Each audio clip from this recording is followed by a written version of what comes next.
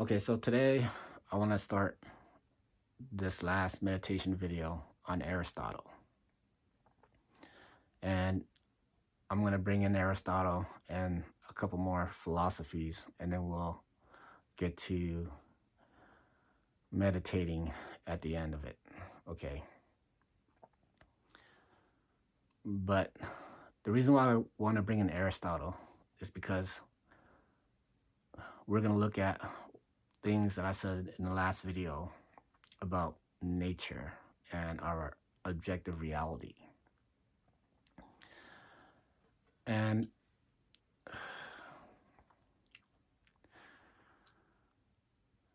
Aristotle says that the world is chaotic, the universe is chaotic, right? And that's nothing that I am, really pointing out, but I want to hone in onto this a little bit.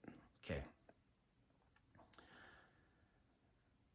The world is chaotic, and partly the reason why we see it as chaotic is because we don't have complete control over it, right? So if it's chaotic a little bit, then it's completely chaotic. Okay. Nothing is, in a way, for sure, certain, right? But Aristotle also says that if the world is chaotic and there's no control of it, yet we look at it with some type of order, then the world, the chaotic world, might as well be for the human beings, right? The people that put an order onto things, right? Real quick, the people who have a value and understanding of things are able to use the things better than the things that don't have as much, okay, or just are not capable of having, okay? And we'll talk about this a little bit more soon.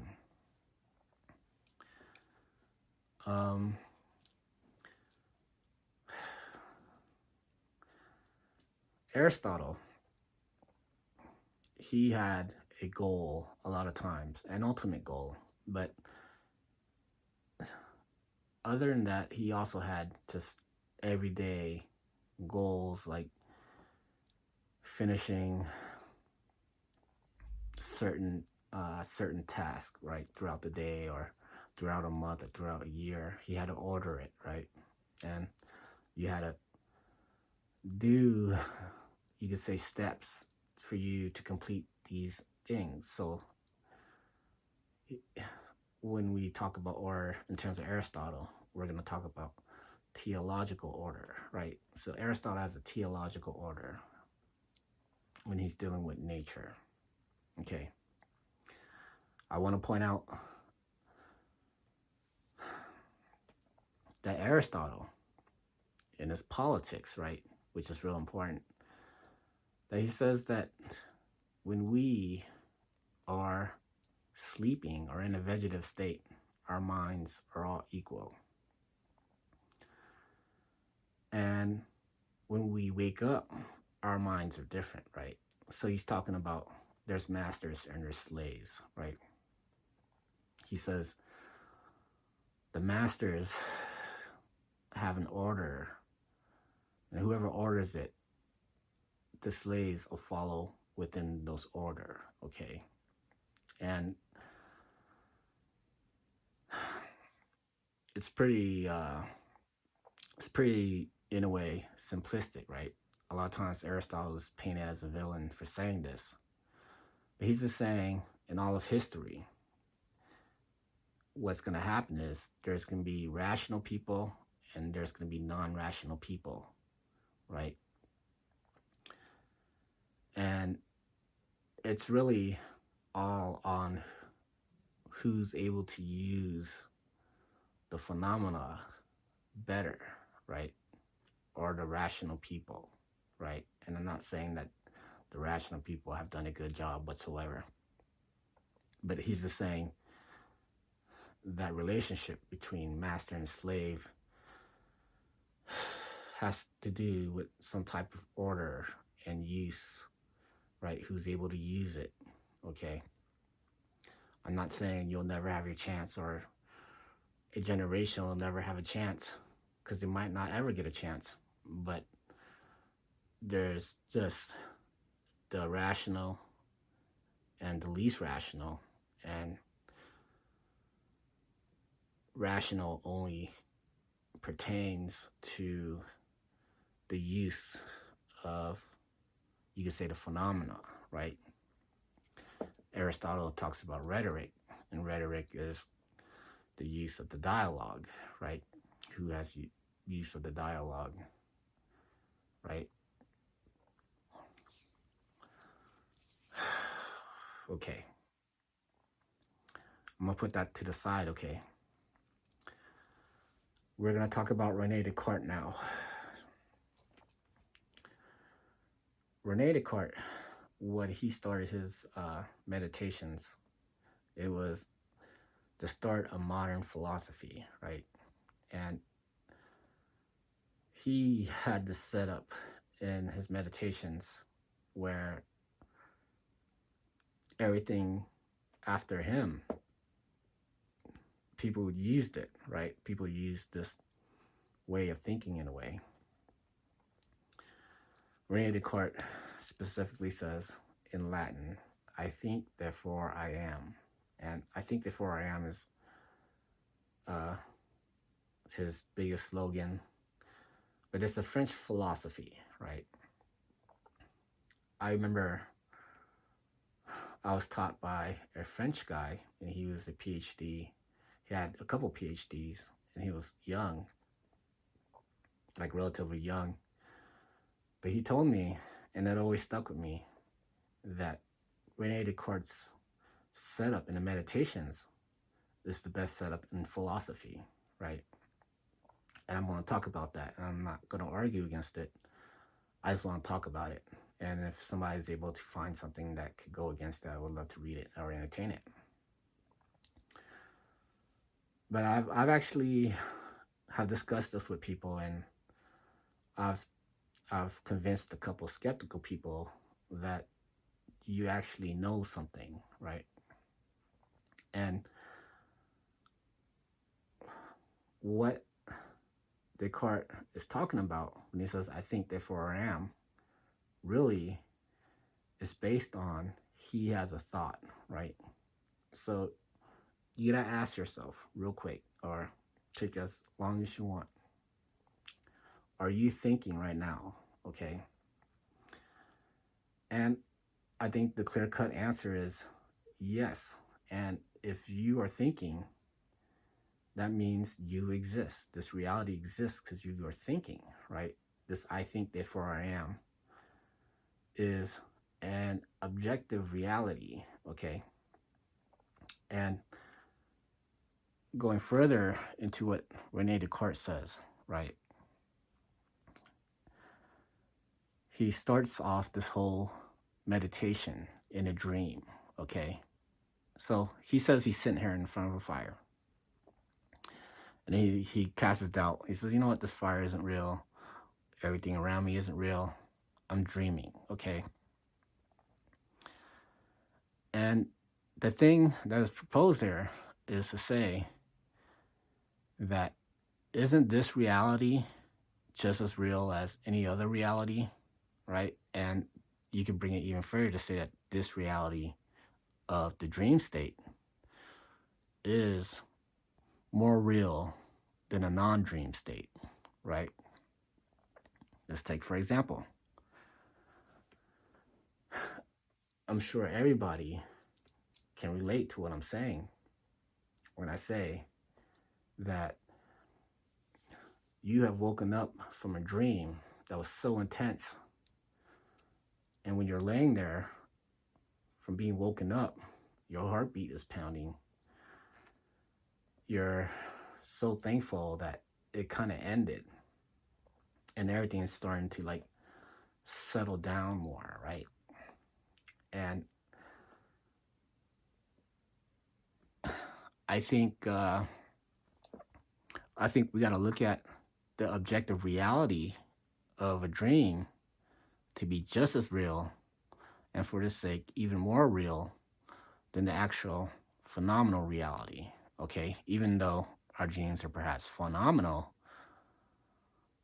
I just want to look at it as an objective reality. Okay. Um, let's see here.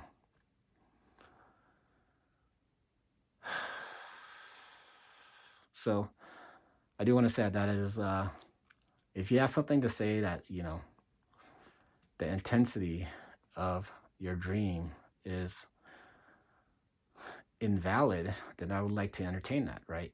But I'm saying, as when Rene Descartes says, I think, therefore I am, his thought is not part of the phenomena, right?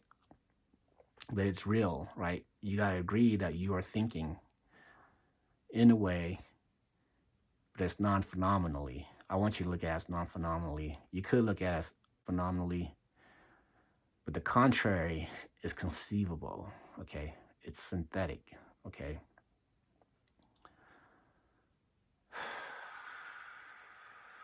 Okay. And just real quick, in the last video, I was just saying that the phenomena is just running its own course, right? And I was saying in a way that we don't have control over it. We're just unraveling physics, right?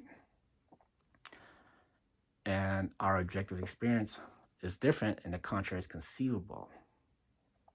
Okay, we could take our objective reality and put the phenomena into it, but I am doing the different extraction where we are separating ourselves from the phenomena, okay? Because the contrary is conceivable.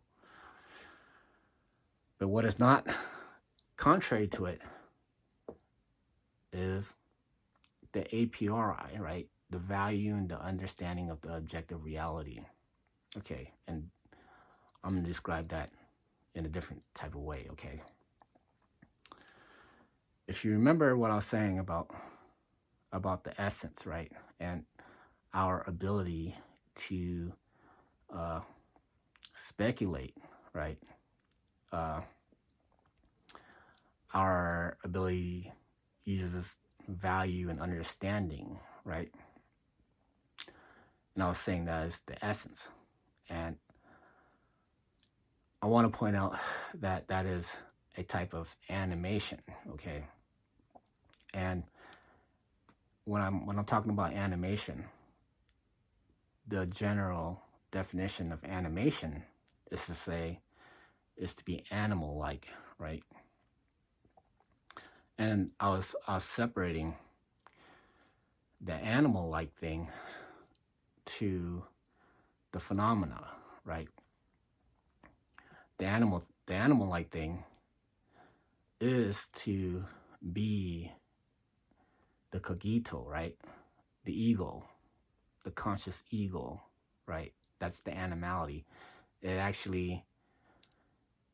has the option, right? The choices and the options, right? To not synthesize the choices and the option, okay? That is the animality, and what is inanimate is the phenomena, okay? The phenomena is inanimate, it's unanimated, okay? And the phenomena is running its course, right? And the objective reality is choices, right? Is the choices without it running its course, right? Free will is an animated thing, right? So now we want to put that there, right? Just animation and unanimated. I want to talk about Karl Marx, okay? So Karl Marx was after Kant, of course. He watched, he was coming in as a German speaker after Kant, after Hegel, after Schopenhauer, and then there's Marx, right? Mid 1900s, 1800s, I'm sorry. Mid 1800s, Karl Marx, right? And then there's Nietzsche, like 50 years after him, 30, 40 years after him. But Karl Marx is going to explain this a little better, at least the way I'm going to explain it. You're going to see what I'm talking about better, okay? The way I set up the meditation lectures is to say that we don't even need to synthesize the phenomenal world, right? And we're just presently, objectively here, in a way, with these rules and principles. This is deontology, like a non-academic deontology, because academic deontology is pretty wrong. No disrespecting my teachers who taught me this, but because they're on academics, but I will point out that academics is wrong. Here, I'll even let me explain. Okay,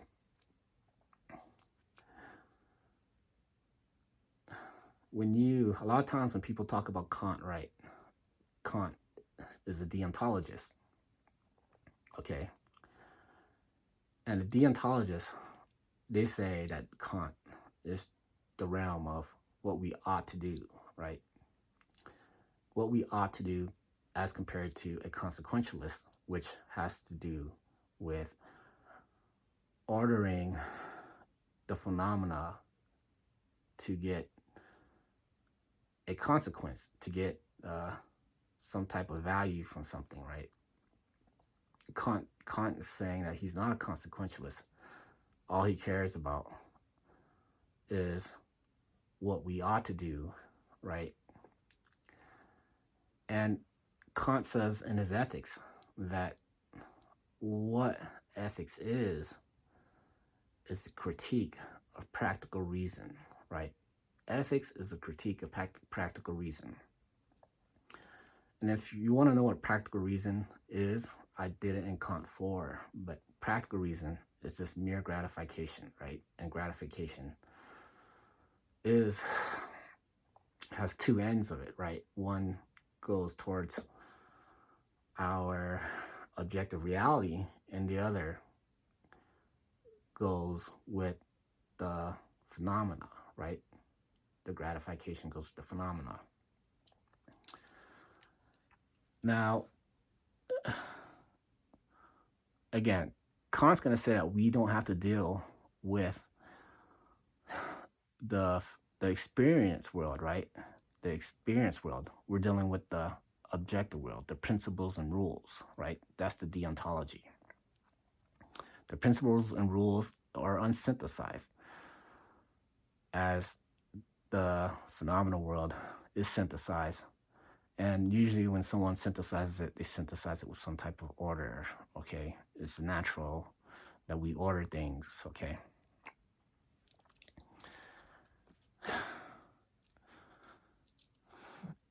But it is conceivable that we just deal with principles and rules, right?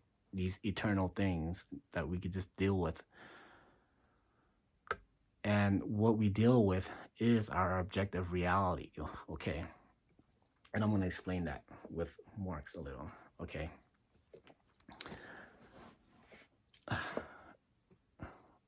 When we see the phenomena, we're allowing this into our consciousness, the phenomena, right? When we see the phenomena, we can order things, right? But Marx was a materialist, okay? And as a materialist, he's seen things being moved around, okay? The phenomenal world has a lot of things moving around. Anyone could, attest to this, right? The phenomena has things moving around. But us being materialistic, being material beings, we, because we could speculate, right? Because we could speculate, we look at things as value, right? We can look at things as value, objects as having material value for us, right? Material value. So he's saying these things have material value, and he also says that things have a use value and an exchange value. Okay. I'm pointing at two different things, right? Use value and exchange value. The use value of something has to do with your value and understanding, the animated part, right? The use value, when you look at something, it has value to you because your animated part and your APRI, objective reality, it has a judgment and it has choices, right? It's the ability and of the essence, okay? So we gotta remember our essence is to do this stuff, actually. The exchange value is when it's where our gratification meets the phenomena, right? And what it actually exchanges for, if you have something, you're going to exchange it. You kind of lose it, but then you got something else, right? You maintain your use value or whatever. But that's not my point, okay?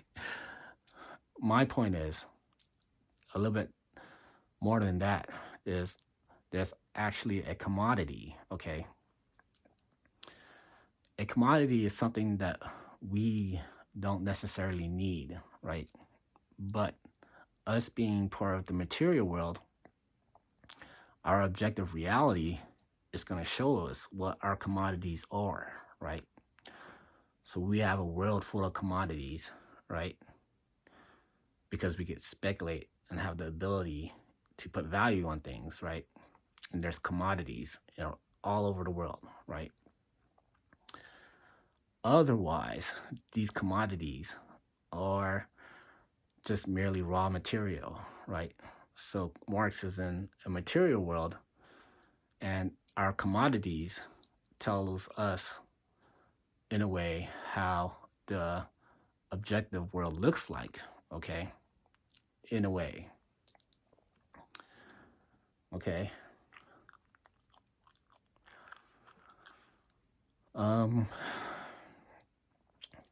Okay, so that was Marx. So just to recap, we talked about Aristotle. We talked about Rene Descartes. We talked about Marx, okay? And now I want to talk about Nietzsche, okay?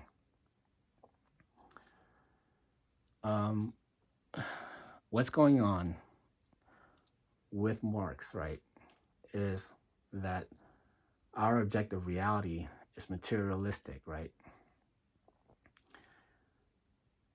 And our objective reality can go through different modalities, right? We could put the spotlight on a different modality, right? Nietzsche is going to say that we are similar to Marx. We're materialistic in a way, but we are being disposed by the phenomenal world, okay? Nietzsche is saying that we're being disposed of by the phenomenal world. This is something that Heidegger says too, in a way. I mean, we're going to go against it, okay? But the way Nietzsche explains this is he says that the value of religion is bankrupt, right? And we shift the value. We exchanged it for a scientific value, okay? And this is what I feel like Nietzsche is saying, right? This is actually, I'm going to say, this is like more Dr. Brown's interpretation of Nietzsche to me, because I have not really found it on my own like I have like most of the other Nietzsche. But this is like Dr. Brown's like interpretation, or what she always taught me, which is very important, that uh, we do not believe in God no more. We believe in science, right? So here's the value of God, right? In the phenomenal world, something happens, and what happens is, what do? We pray for something to change. Someone gets sick, right? Back in the day, someone will just get sick and get sicker and sicker and die like that, right? And something will miraculously sometimes steer its course and keep it alive, right? And someone who's praying believes that it was perhaps God, right? But what happens over the years is we hold on to our value of religion. And what happens is science, in a way, unravels itself to be more helpful than our religious side of the aspect of, what we ordered to be good, right? Someone gets sick. Now, science does what people thought God does. So the value of God dies off, right? And people value science, right? Instead of when your leg just got, you accidentally stepped into your lawnmower or something, or some type of tree grinder or something, and you're not going to pray to God. You're going to go to the doctor, right? Because you understand, use value, the use of religion versus the use of the science, right? So God is dead, science killed it. Okay, science killed God. And where we're at now is science, where we thought that science is to help us, right? Our objective reality is actually materialistic in a way, where we believe that the physical reality of the phenomena has a priority over our noumenal objective reality, right?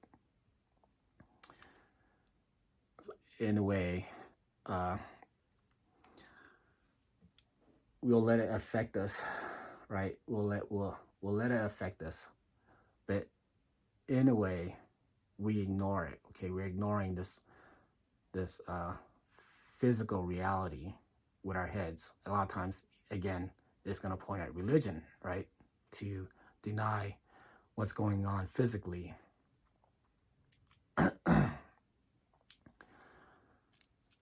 So let me kind of like wrap it all up, okay?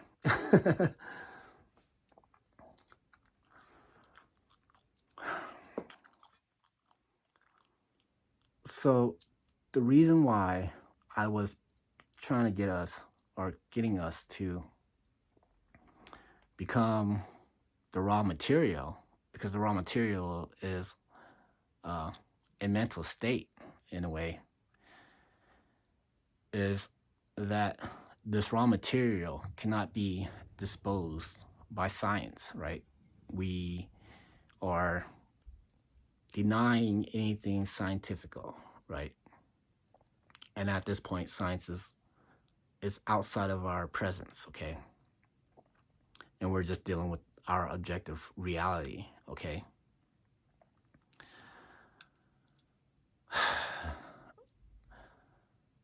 But we're talking about our control of our objective reality and partly of the phenomenal reality, right? But without, and still not putting any control on it, I want to point out that as science runs its course, what is in control of what is animated is science in a way, okay? And science is using our gratification as we let it or as we fight against it, is using our gratification as a standing reserve, right? It's it's predatory, right? We're gonna say it's predatory in a way.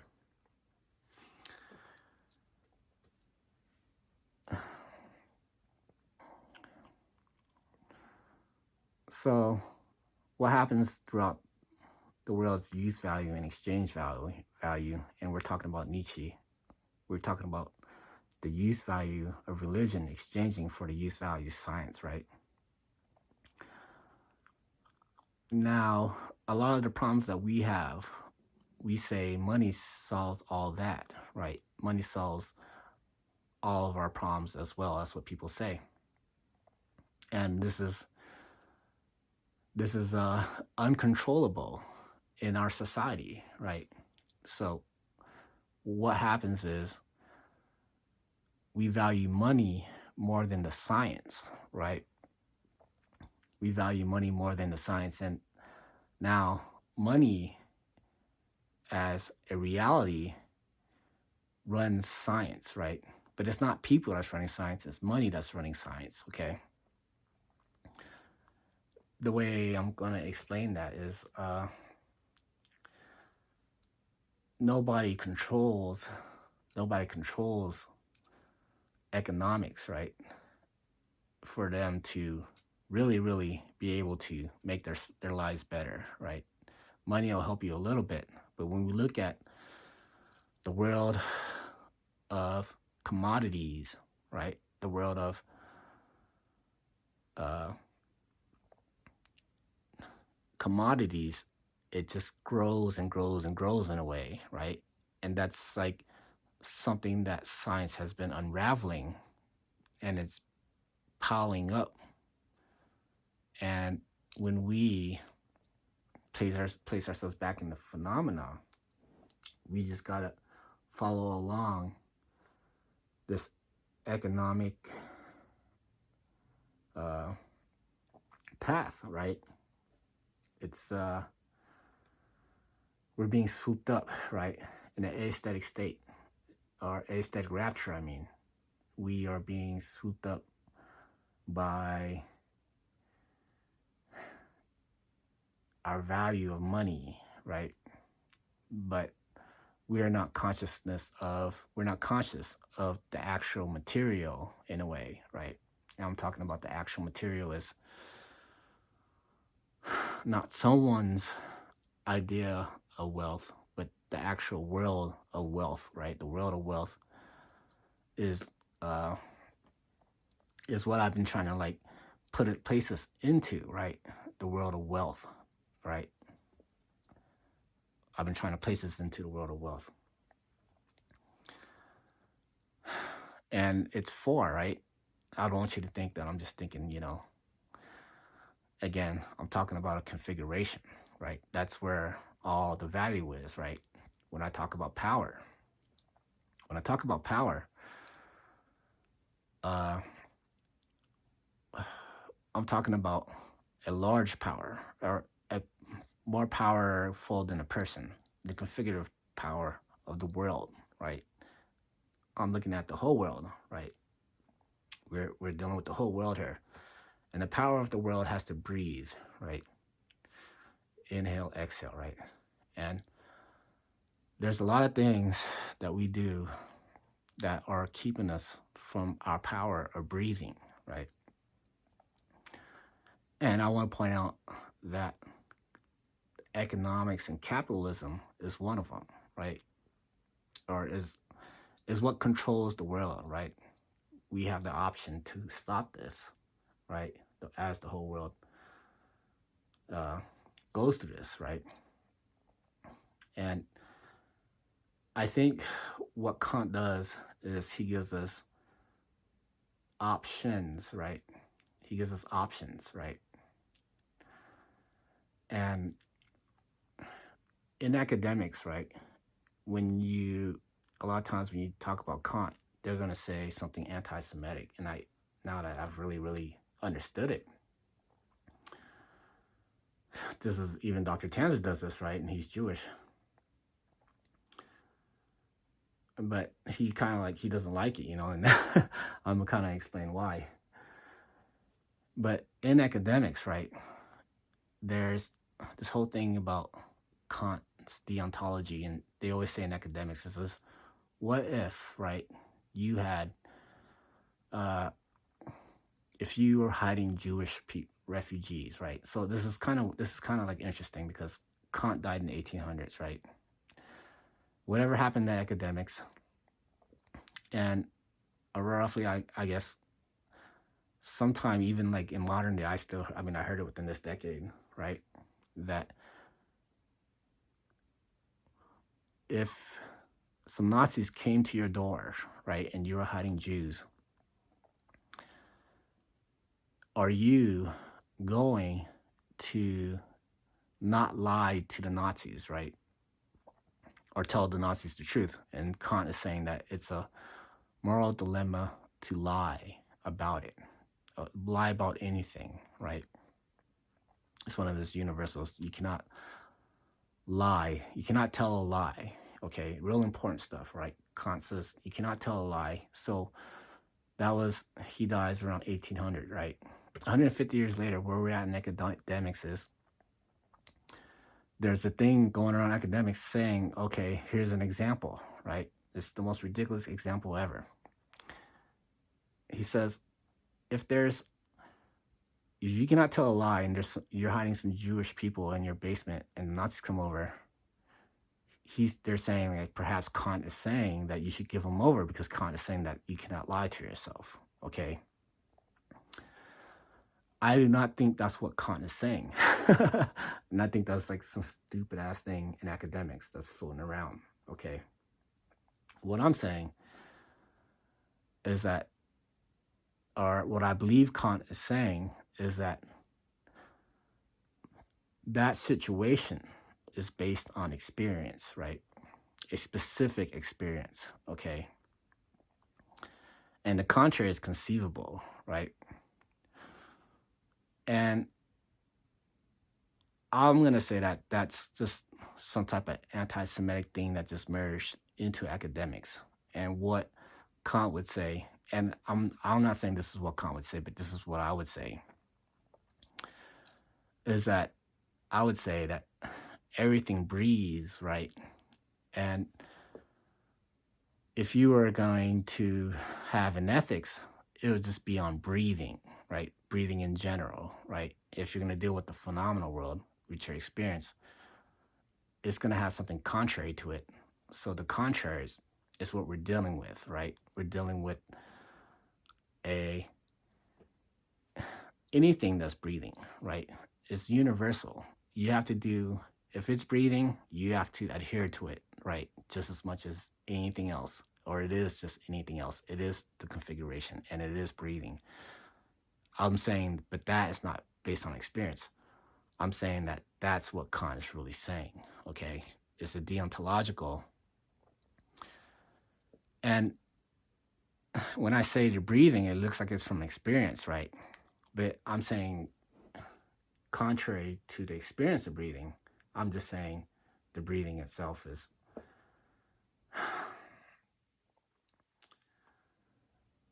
it's eternal, right?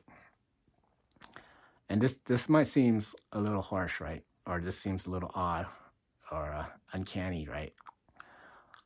But the reason why it seems uncanny is I want to explain is that we usually deal with the objective reality as something that is all the stagnant things, right? But when I talk about breathing, I want to take in the account that there's the causality, the animated causality of things, right? That is the breathing. And that is of the essence, right? That is that is different, right, than the phenomenal world. If we take away the essence of that, we could take if we take out the causality of the phenomenal world and just leave that there, the essence of breathing and its causality is what I'm really drawing on to, right? When I say breathing, okay? I'm just saying breathing as causality, okay? Or animated causality. That's kind of hard to like grasp, right? But that's what I'm talking about. All right, I think that's good enough. So today's meditation, I am just gonna like ease this off in a way, okay? What's gonna go on is we gotta remember ourselves as a standing reserve to this economic machine, right? You can say the military industrial complex or just economics in general, okay? We have nothing to deal with it, right? We have nothing to do with it, right? But we're gonna like sense it, okay, as nothing, okay? Or as emptiness, as everything, or as power, right? We're gonna dissipate it or whatever, or fuck economics and capitalism, okay? That's what I'm trying to say. We have the option, okay? We are the options, okay? When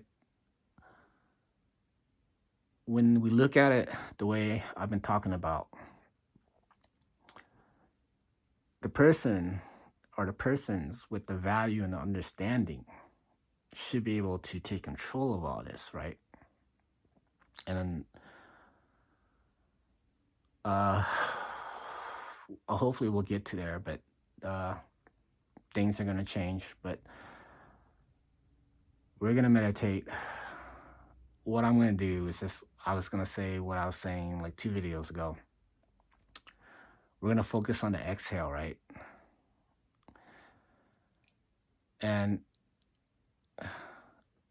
the only thing we're going to do is focus on the exhaling part, okay? We're going to exhale.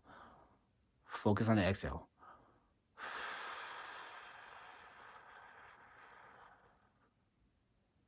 And let it go.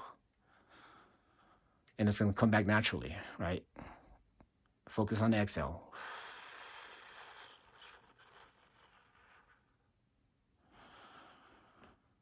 So you're going to keep on doing that. You're going to focus on the exhale only, okay? Exhale only, that's it. Exhale only. What I'm going to do is I'm going to do it with my eyes open a couple times. And the reason why I told us to keep our eyes open is that if you close it, it's going to be pretty clear and you have these clear thoughts coming to you, right? And that, in a way, is a natural thing that comes to you. So you're working against what is natural, right? You're pushing it out. So when I tell you to close your eyes and you exhale, I want you to focus, or I want you to just recognize, right? Just take it in. The world disposing of you, right? The world is disposing of you as you inhale. You're not inhaling. The world's inhaling for you. You're just exhaling, okay? You exhale, it's going to inhale. So I'm going to do it with my eyes open for a few times. I'm going to say inhale, exhale, right? And then I'm going to say close your eyes on one of my exhales. You're going to be closing your eyes, okay? Do not cheat, okay? Keep your eyes closed. I'm just going to do it a couple times, okay? And then I'll end the video. But that was the end of my meditation series. It's guided. And, you know, like just, you're looking at the inhale, right? And the exhale. You're gonna see how your experience changes in a way, right? I want to say that it has to do with your focus. You want to focus, okay? I did pretty good in the first time we meditated. We only meditated for 6 minutes, 66 seconds, right? 3:33 twice. Um, the first 3 minutes, 33 seconds, I thought I was pretty focused, or I was kind of looking into the screen, but I noticed when my breath would inhale and exhale, it would change from inhale to exhale, right? I remember about 30 seconds before the video ended, just because I thought, just real quick, what if I did not set the timer right? And I just said, fuck it, I just let it go. And it actually went off. I was like, cool, I didn't forget. The next time I did it, I was looking at this clock right here that was like on the video. I couldn't like make out the numbers because I was just so focused, and I just seen it blip, blip, blip, blip, blip, blip. It just blips moving. So I had a hard time focusing, and that was it was a challenge for me, right? I felt like I wasn't like the best meditator at those 3 minutes, 13 minutes. This one is gonna be easier for all of us, and it's the way it's gonna end. Um, I'll talk about more of this stuff eventually, but okay. I'm gonna say it a couple times, and on one of my exhales, close your eyes, okay? And I'm just gonna let you breathe a little bit with your eyes closed, and it's gonna be short, and then I'm gonna just end the video, okay? Inhale. Focus on the exhale only.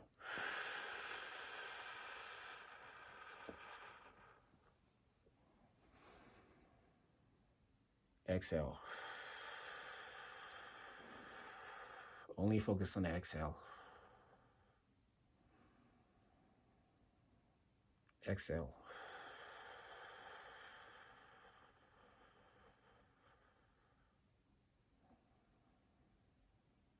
Exhale.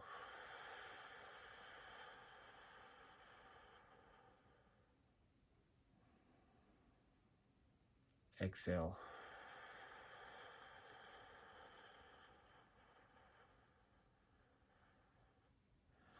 Next time, close your eyes. Exhale.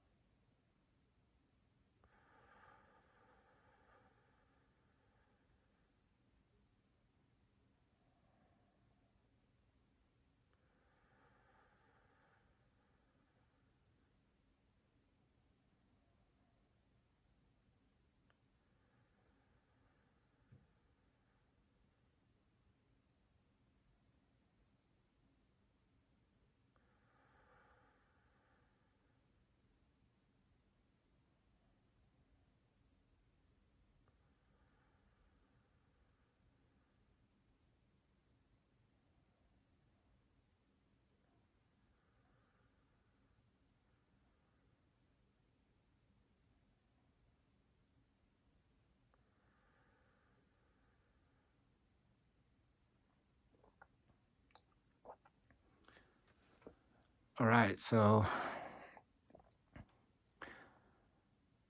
I think if you ever like really are in like a lot of distraught, you could work with these modalities of breathing, and you could